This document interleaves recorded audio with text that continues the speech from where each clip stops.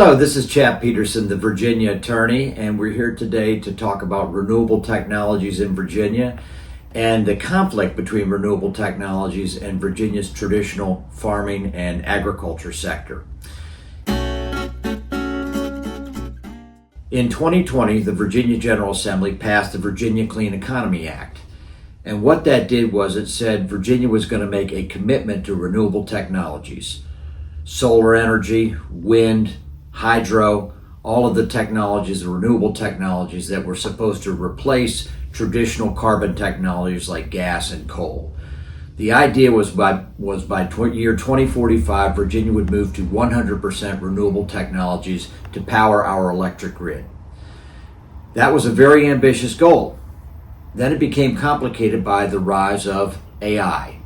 AI means that we need much more energy and electricity infrastructure in Virginia. We've talked about data centers that need to be built to house the AI infrastructure and basically to house all the knowledge that we need in our knowledge economy.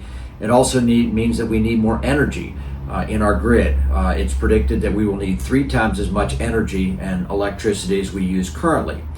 What that means is by going to a completely all renewable grid, we're going to have to take away other resources, and that's particularly true in our rural counties.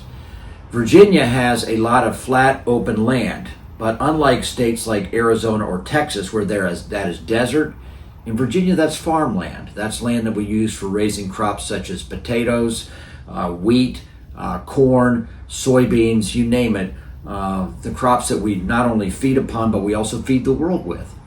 And in Virginia, a lot of these croplands and farmlands are now being taken over by solar farms. So you will have large developers that will come in and want to plant large solar farms and solar panels that will use that farmland to catch the sun's rays, capture energy, and send it out on the grid.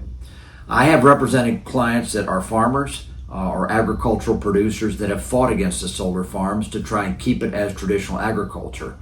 I believe in supporting traditional agriculture. I believe in supporting forest land. These are resources that when we lose them, we can't get it back.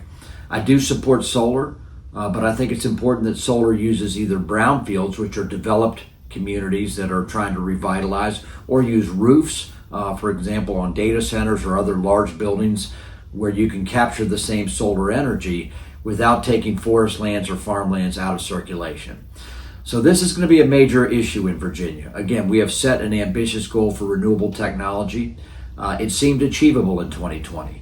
5 years later, with the rise of AI, it may not be achievable. We may actually have to bring back some of our traditional carbon technologies such as coal or gas or even nuclear back in just so we have a balance. But what we cannot afford to do is lose our farmland in Virginia or our forest land. That's not just how we feed ourselves. It's how we feed the world. And that's very important when you're a Virginian. Thank you very much for listening to the Virginia Attorney. I hope you remember to like, share, and subscribe, and we'll talk to you next week.